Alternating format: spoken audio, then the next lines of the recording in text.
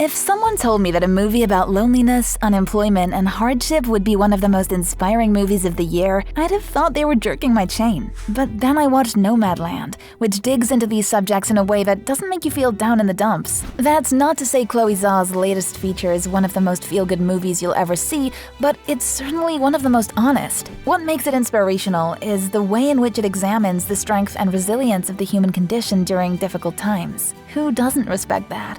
With that in mind, let's take a look at the story, themes, characters, and references that can be found in Nomadland. It even contains a cheeky Marvel Easter egg, which took me by surprise. More on that later, though. Telling a human story. Nomadland is based on a true story. Sort of. The film is a dramatized adaptation of Jessica Bruder's book of the same name, which tells the story of the workers who traveled through America looking for employment following the Great Recession of the late 2000s. Nomadland isn't based on a specific true story per se, but it is informed by a reality that existed in recent memory. The workers in question were often referred to as nomads as they didn't have any place to settle on a permanent basis. However, just because these wanderers didn't have a place to call home in a traditional sense didn't mean they were homeless. In fact, the book and the film both make a point to note that there's a difference between being homeless and houseless. The book and movie mainly focus on middle-aged and older Americans from working-class backgrounds who were affected by economic collapse. Young folks certainly felt the stress of the times as well, but they had more reasons to be optimistic about the future. Anyway, let's dig into the movie. Nomadland centers around Fern, played by the amazing Frances McDormand, in what might be her next Academy Award-winning performance. Fern is a widow who needs to start over after she loses her job, so she jumps in a van and ventures into the great unknown in search of work. This results in her picking up any odd job she can find, such as cleaning toilets and other forms of hard labor which she's arguably overqualified for. But times are tough, and Fern is willing to do a bunch of jobs to keep her head above water. We can all relate to that in some way. Have you ever felt underutilized in a job? Sometimes you just gotta do whatever it takes to move from A to B without starving to death. Then again, is there such a thing as moving from A to B on the open road? Not always. The movie represents this notion through its loose and episodic storytelling, which adopts a documentary-esque format to get its message across in a realistic way. Nomadland is the kind of movie that cares more about life's random moments than adhering to the traditional structure of storytelling, but it works to great effect. The film captures the van-dwelling experience perfectly, bringing the viewer along for the ride. One of Zhao's goals with the movie is to make the viewer understand the nomadic lifestyle a little bit more, which goes way beyond people trying to contend with their financial woes and economic uncertainty. That stuff is merely a backdrop to a story about everyday human beings trying to make the most of a situation they find themselves in. What makes the movie so interesting is that it doesn't even seek to find solutions or happy endings. Fern's journey has no fixed direction, but that doesn't mean she doesn't experience some tiny personal triumphs and life-affirming realizations along the way. Of course, that doesn't mean she doesn't have to deal with grief, loneliness, and other negative experiences either. Humanity is complex. That being said, losing her job and being forced to hit the road is good for Fern. It gives her a new lease of life in the wake of a tragedy and puts her into contact with some interesting people. Let's talk about them. Creating authentic characters. Some of the faces in Nomadland are instantly recognizable, but most of them aren't.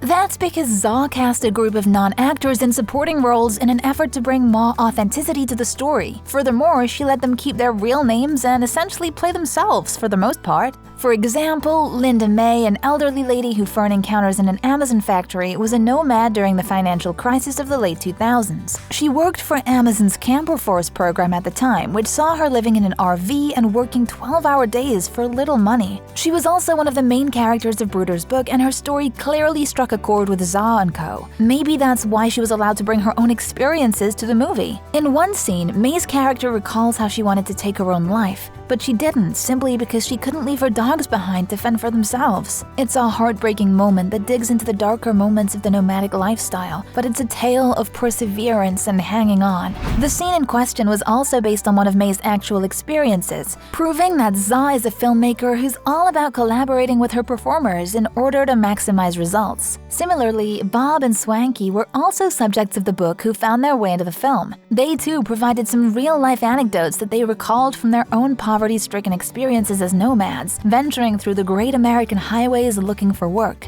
Actors and made-up stories are great and all, but Zha's decision to let real people tell their own tales goes a long way in Nomadland. Each character brings a sense of blue-collar grit and realism to the movie that will grip you on a deep, emotional level. Of course, Fern is the star of the show. Not only is she the main character, but McDormand's performance is up there with some of her very best of her career. And that's saying a lot, considering that the actor has been consistently amazing for decades. However, even though Fern is one of the most fictitious creations in the movie, she isn't entirely removed from reality. In an interview with Esquire, Zha explains that the world-weary protagonist is an amalgamation of herself and people with like-minded mindsets. For example, McDormand's desire to drop out of Hollywood and hit the open road informed the adventurous nature of the story. Elsewhere, the real-life experiences of May were key to the character being relatable and realistic. Zha's role as the observer, meanwhile, brought it all together to give the viewers something to react to.